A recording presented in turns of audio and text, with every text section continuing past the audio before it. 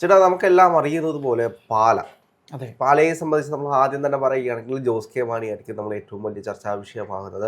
ഇപ്പോൾ ജോസ് കെ മാണി തന്നെ പറഞ്ഞിട്ടുള്ള സ്റ്റേറ്റ്മെന്റ് ആണ്, കഴിഞ്ഞ തെരഞ്ഞെടുപ്പിൽ മുന്നണി മാറ്റാൻ കാരണം കൂടുതൽ സീറ്റുകൾ വിജയിക്കാനോ അല്ലെങ്കിൽ കൂടുതൽ സീറ്റുകൾ പിടിക്കാനോ കഴിഞ്ഞില്ല എന്നാണ് ജോസ് കെ മാണി പറയുന്നത്. അതുകൊണ്ട് തന്നെ ഈ വരാൻ പോകുന്ന തെരഞ്ഞെടുപ്പിൽ കൂടുതൽ സീറ്റുകൾ വിജയിക്കാനുള്ള സാധ്യത ഉണ്ട് എന്നാണ് പറയുന്നത്. അങ്ങനെയാണോ പാലയുടെ ഒരു കിടപ്പുവശം കിടക്കുന്നത്? അല്ല, ഈ മുന്നണിക്കകത്ത് അദ്ദേഹത്തിന് കിട്ടിയ സീറ്റ് പോരാന്നാണോ ഈ പറയുന്നതിന്റെ അർത്ഥമൊന്നും മനസ്സിലാകുന്നില്ല. അല്ല, മുന്നണിയിൽ സീറ്റ് പോരാ എന്നല്ല, അത് കഴിഞ്ഞ തെരഞ്ഞെടുപ്പ്, അതായത് കഴിഞ്ഞ തെരഞ്ഞെടുപ്പ് മുന്നണി മാറ്റം കാരണം അദ്ദേഹത്തിന് ജനങ്ങളെ ബോധിപ്പിക്കാനാണെങ്കിലും ജനങ്ങളോട് സംവദിക്കാനാണെങ്കിലും പിന്നെ ഇലക്ഷൻ സ്ട്രാറ്റജികൾ നിർമ്മിക്കാനാണെങ്കിലും കഴിയാതെ പോയി. അതുകൊണ്ട് ഇപ്രാവശ്യം കൃത്യമായിട്ടൊരു ഇലക്ഷൻ സ്ട്രാറ്റജിയോടുകൂടി എല്ലാ മണ്ഡലവും തിരിച്ചു പിടിക്കാനുള്ളൊരു ഓട്ടത്തിലാണ്. അതായത് രാഹുൽ, ഇതിനകത്ത് അദ്ദേഹം പറഞ്ഞത് അസോസിയേറ്റ് ആയിരുന്നു തങ്ങൾ. അതായത് കഴിഞ്ഞ തിരഞ്ഞെടുപ്പിൽ LDFന്റെ അസോസിയേറ്റ് ആയിരുന്നു, ഇപ്പൊ ഞങ്ങൾ കൂടെയുണ്ട്, ഞങ്ങൾ അവരുടെ ഒപ്പമാണ്, അവർക്കിപ്പോൾ ഒരു മന്ത്രിയെ കിട്ടി. ഇപ്പോൾ എനിക്ക് തോന്നുന്നു CPIയേക്കാൾ ഏറ്റവും കൂടുതൽ പ്രോവിഡൻസ് കിട്ടുന്ന ഒരു പാർട്ടി ജോസ് കെ മാണി ആണെന്നാണ് LDFനകത്ത് തോന്നുന്നത്. ഇപ്പം അദ്ദേഹത്തിൻ്റെ വിശ്വാസം അദ്ദേഹത്തെ രക്ഷിക്കട്ടെ എന്ന് മാത്രമേ നമുക്ക് പറയാനുള്ളൂ. കാര്യം പാലയുടെ കാര്യമാണ്. ഇപ്പം നമ്മൾ തുടക്കത്തിൽ പറഞ്ഞ പോലെ പാലയിൽ അദ്ദേഹം മത്സരിച്ചാൽ പാലയിൽ അദ്ദേഹം ജയിക്കുമെന്ന് എനിക്ക് തോന്നുന്നില്ല. ഇനി ആരൊക്കെ വിചാരിച്ചു സഖാക്കൾ, അവിടെ എത്ര സഖാക്കളുണ്ടെന്ന്. പാല മാത്രമല്ല, മാണി കോൺഗ്രസ് എന്ന് പറയുമ്പോൾ മാണി കോൺഗ്രസ് ഉണ്ടാകുന്ന സീറ്റുകൾ, ഇപ്പോൾ ജോസ് കെ മാണി പറയുന്ന മറ്റൊരു കാര്യം എന്ന് വെച്ച് കഴിഞ്ഞാൽ ഇലക്ഷൻ സ്ട്രാറ്റജി ഏറ്റവും വലിയൊരു വിഷയമാണ്. ഇപ്പോൾ ജനങ്ങളെ ബോധിപ്പിക്കുക അവിടെ എത്ര LDF വോട്ടുകളുണ്ട്.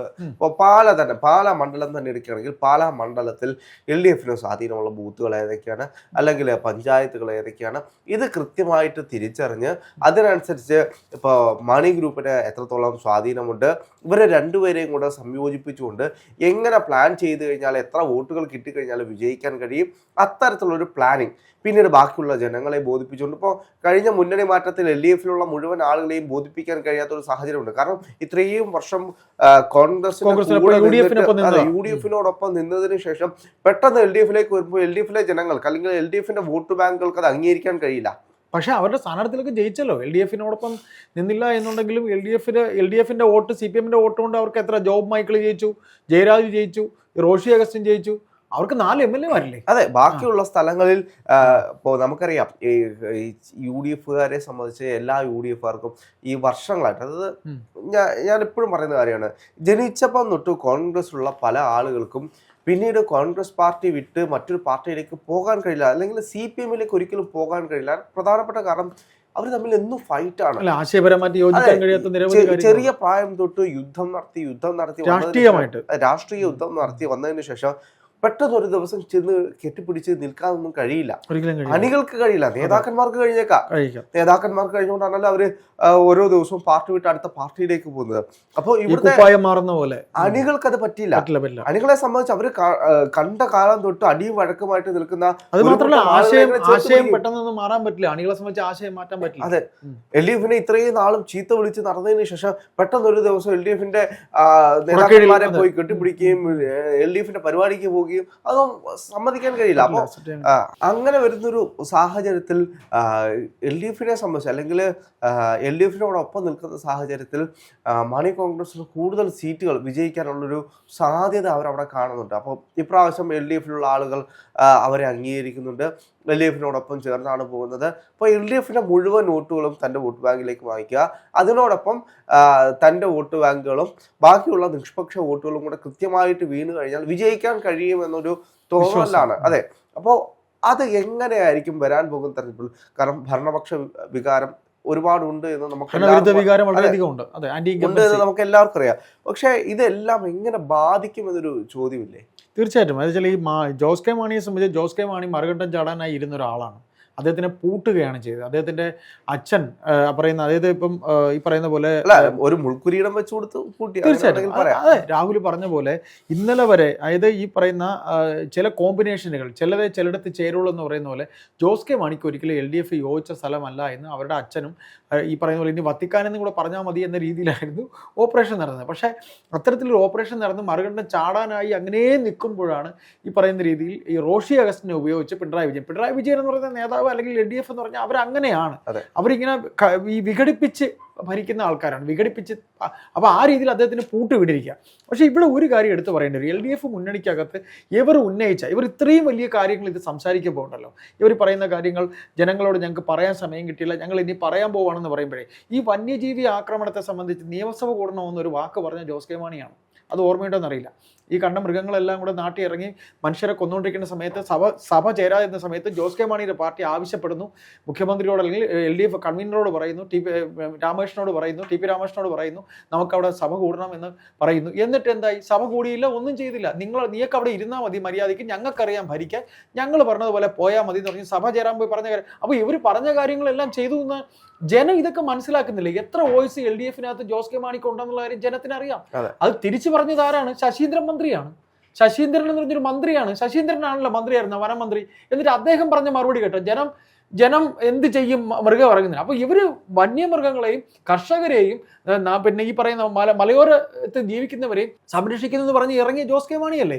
എന്നിട്ട് അവർ ഒരു വില കേട്ടോ. ഇപ്പൊ ഈ ചാടിപ്പോവാൻ പോയപ്പോൾ ഇത് പിടിച്ച് നിർത്തിയത് അവരുടെ രാഷ്ട്രീയ തന്ത്രം. കാര്യം പത്തനംതിട്ടയും കോട്ടയും ഇടുക്കിയൊക്കെ കുറച്ച് വോട്ട് കളയണോ? വോട്ട് കളയണില്ല, സീറ്റ് കളയണോ? അവർക്ക് സൂഹിക്കണ്ടേ? അതിനൊരു ചട്ടുകം മാത്രമാണ് ഇവര്. അദ്ദേഹത്തിന് പോകാൻ പറ്റിയില്ല. ആർക്ക്? ജോസ് കെ മാണിക്ക് ചാടാൻ പറ്റിയില്ല. നല്ലൊരു തടയെടുത്തങ്ങ് ഇട്ടുകൊടുത്ത്. ഇപ്പൊ പിന്നെ രാഹുൽ പറഞ്ഞ പോലെ ഒരു മുൾക്കിരീടമാണ് ഇപ്പൊ അദ്ദേഹത്തിന്റെ തലയിരിക്കുന്നത്. കക്കാനും വയ്യ, വിഴുങ്ങാനും വയ്യ. അഥവാ ചാടി പോയി കഴിഞ്ഞാൽ റോഷി അഗസ്റ്റിൻ രക്ഷപ്പെട്ട് കഴിഞ്ഞു. റോഷി അഗസ്റ്റിൻ ഒരു തവണ മന്ത്രിയായി. ഇനി പ്രതിപക്ഷത്തിരുന്നാലും റോഷി അഗസ്റ്റിൻ മത്സരിക്കുന്ന സ്ഥലത്ത് അദ്ദേഹം ജയിക്കുക തന്നെ ചെയ്യും. ഇദ്ദേഹം എവിടെ ജയിക്കുന്ന പോലും ഒരു ഇതില്ലാതിരിക്കുകയല്ലേ. CPI ഒരു കാര്യം ഞാൻ പറയാം, LDFനകത്ത് CPIക്ക് ഒട്ടും തന്നെ ഇഷ്ടമില്ലാത്തൊരു രാഷ്ട്രീയ പാർട്ടിയാണ് ഈ ജോസ് കെ മാണി. കാര്യം LDF ഐഡിയോളജിക്ക് ചേരാത്ത ചില നീക്കങ്ങളുടെ ഫലം. ഇപ്പം ഞാൻ പറയട്ടെ, ജോസഫ് എത്ര കാലം ഈ പറയുന്ന പോലെ പിണറായി വിജയനോട് ഉണ്ടായിരുന്നു, അല്ലപ്പോട്ടെ LDFനുണ്ടായിരുന്നു. ജോസഫ് പോയില്ലേ? ജോസഫ് ഇപ്പുറത്ത് പോയില്ലേ? ജോസഫിന് ചേരാൻ കഴിയാത്ത രീതിയിലുള്ള ഒരു പാർട്ടിയാണ് LDF മുന്നണിയാണ്. ആ സ്ഥാനത്താണ് ജോസ് കെ മാണി നിൽക്കാൻ പോണ. എനിക്കറിയില്ല. ബാലകൃഷ്ണപിള്ള നിന്ന ഇല്ലല്ലോ, അദ്ദേഹത്തിന്റെ മകനല്ലേ ഇവിടെ നിന്നോളൂ. അപ്പൊ ഇതിൽ ഈ പറയുന്നതൊക്കെ തന്നെ മുഴുവൻ പേണിക്ക് വിഴുങ്ങണ്ണന് തുല്യമാണ് മൊത്തത്തിൽ. കാര്യം നമ്മൾ കണ്ട് എന്ത് ആവശ്യപ്പെട്ടിട്ടാണ് ഇവർ പറഞ്ഞത്. ഇവർ ഈ പറയുന്ന വേറെ ഏതെങ്കിലും ജനങ്ങൾക്ക് ആവശ്യമുള്ള കാര്യങ്ങൾ LDF മുന്നണി പറഞ്ഞതായിട്ട് രാഹുലിനറിയാം, എനിക്കറിയില്ല. LDF മുന്നണിയിൽ ഈ പറയുന്ന ജോസ് കെ മാണി ഉന്നയിച്ചിട്ട് ഈ പറയുന്ന ഈ വിഷയം പോലും ഞങ്ങൾക്കറിയാം. ജോസ് കെ മാണി ഉന്നയിച്ചിട്ടുള്ള പല വിഷയങ്ങളും LDF അങ്ങനെ കൈക്കൊണ്ടിട്ടില്ല എന്നതൊരു യാഥാർത്ഥ്യമാണ്. എന്ത് തന്നെയാണെങ്കിലും വരാൻ പോകുന്ന തെരഞ്ഞെടുപ്പിൽ വലിയ രീതിയിലുള്ള ചലനങ്ങൾ സൃഷ്ടിക്കാൻ ചിലപ്പോൾ ജോസ് കെ മാണിക്ക് കഴിഞ്ഞിരിക്കുമെന്നാണ് അദ്ദേഹത്തിൻ്റെ ഒരു അവകാശവാദം വരുന്നത്. പക്ഷേ നമുക്കറിയാം വലിയ രീതിയിലുള്ള രാഷ്ട്രീയപരമായിട്ടുള്ള ട്വിസ്റ്റുകൾ UDFന്റെ ഭാഷയിൽ പറഞ്ഞു കഴിഞ്ഞാൽ വിസ്മയങ്ങൾ നടന്നുകൊണ്ടിരിക്കുന്ന ഒരു കാലഘട്ടമാണ്. അവസാന സമയത്ത് അവസാന ലാപ്പില് ട്രാക്ക് മാറി ഓടില്ല, എന്തെങ്കിലും ട്വിസ്റ്റ് വരുമോ ഇല്ലയോ എന്ന് നമുക്ക് കാത്തിരുന്ന് കണ്ടെങ്കിലേ കഴിയുള്ളൂ. രാഹുൽ ഒരു കാര്യം നമുക്ക് പറയാനാവില്ല. അതായത് ഈ പറയുന്ന രീതിയിൽ ജോസ് കെ മാണിക്ക് അന്ന് സീറ്റ് LDFനകത്ത് 10 സീറ്റ് കൊടുത്തപ്പോൾ മാണി സാറിന് രാഷ്ട്രീയത്തിന് അതീതമായി ഇഷ്ടമുള്ളൊരു നേതാവായിരുന്നു കോടിയേരി ബാലകൃഷ്ണൻ. അന്ന് ജീവിച്ചിരിക്കുന്ന സമയം ഇപ്പൊ ഇദ്ദേഹം അവിടെ ഒരു നല്ല ട്വിസ്റ്റ് നമുക്ക് കിട്ടിയെന്നിട്ടുണ്ട്. ഞാൻ മുന്നണി പെട്ടെന്നാണ് മാറിയെന്ന്. മുന്നണി മാറിയപ്പോൾ പെട്ടെന്ന് കോടിയേരി ബാലകൃഷ്ണനും പിണറായി വിജയനും ചിന്തിച്ചത് വന്നോട്ടെ നമുക്കങ്ങ് എടുക്കാം, കുറച്ച് സീറ്റ് കിട്ടണല്ലേ, ചോദിച്ചെല്ലാം അങ്ങ് കൊടുത്തു. അന്ന് കോടിയേരി ഉണ്ടായിരുന്നു, ഇന്ന് കോടിയേരി ഇല്ല. മുന്നണിയിൽ കോടിയേരി മാണി സാറോട്ട് ഭയങ്കര അടുപ്പുള്ള ആളാണ്. ഒരു വേള ആർട്ടിസ്റ്റ് നിങ്ങൾക്ക് അറിയാമല്ലോ, ഈ ബാർക്കോഴ നടക്കുമ്പോൾ എങ്ങനെയാണ് ബാർക്കോഴ ഉണ്ടാകുന്നതെന്ന് ചോദിച്ചാൽ 2 സീറ്റിന്റെ ബലത്തിലാണ് ബഹുമാനപ്പെട്ട ഉമ്മൻചാണ്ടി അന്ന് ഭരിക്കുന്നത്. അന്ന് ഉമ്മൻചാണ്ടിയെ തള്ളിയിട്ടിട്ട് ഈ പറയുന്ന പോലെ മാണിയെ മുഖ്യമന്ത്രിയാക്കാൻ ഇവരൊരു നീക്കം നടത്തി. മാണിയെ മുഖ്യമന്ത്രിയാക്കാം, ഞങ്ങൾ സപ്പോർട്ട് ചെയ്യാം, ചാടി ഇപ്പുറത്തോട്ട് വരാമോ എന്ന് വെച്ച് അതിന് തടയിടാൻ കോൺഗ്രസ് തന്നെ ഉണ്ടാക്കിയ ഒരു കഥയെന്നും പറയുന്നുണ്ട് ഈ മാണിക്കെതിരെ. അങ്ങനെ കഥയുണ്ട്. ബിജു രമേശിനെ കൊണ്ട് പറയിച്ച കോൺഗ്രസ് ആണെന്ന് പറയുന്നുണ്ട്. എന്നിട്ട് മാണി സാറിനെ അറസ്റ്റ് ചെയ്യാൻ നോക്കിയത് പിണറായി തടഞ്ഞതും കഥയുണ്ട്. എന്തായാലും കഴിഞ്ഞ തവണ ഇവർക്ക് കിട്ടിയതുപോലെ ഒരു പരിഗണന ഇപ്പൊ ജോസ് കെ മാണിക്ക് ചാടിപ്പോവാനും കഴിഞ്ഞിട്ടില്ല. LDFൽ ഒരു പരിഗണന ജോസ് കെ മാണിക്ക് കിട്ടുമെന്ന് നമുക്ക് തോന്നുന്നത്. കോടിയേരി അവിടെ ഇല്ല, കോടിയേരി മരണപ്പെട്ടു പോയി. വേറെ ഉള്ളവരൊക്കെ തന്നെ പിടിച്ചു നിർത്താൻ കളിച്ചൊരു കളിയാണ്. ജോസിനേക്കാളും പിണറായിക്കും മറ്റുള്ളവർക്കും ആഭിമുഖ്യം ഈ പറയുന്ന പോലെ റോഷിയോടും ജയരാജിനോടുമാണ്. ഇപ്പം നമ്മൾ പറഞ്ഞു വെച്ച പോലെ എപ്പോൾ വേണോ അവസാന ലാപ്പിൽ ഒരു ട്വിസ്റ്റ് ഈ പറയുന്ന ജോബ് മൈക്കിളും ഇദ്ദേഹവും ചാടിപ്പോകാനുള്ള സാധ്യത ഇപ്പോഴും കോൺഗ്രസ് പ്രതീക്ഷിക്കുന്നുണ്ട്. ജോസ് മോൻ വരുമെന്ന്. അതുകൊണ്ട് ഇതൊന്നും നമ്മൾ മുഖവിലയ്ക്ക് എടുക്കേ വേണ്ട. എത്ര വില കൊടുത്തെന്നുള്ളത് നമ്മുടെ കൺമുന്നിൽ വ്യക്തമാണ്.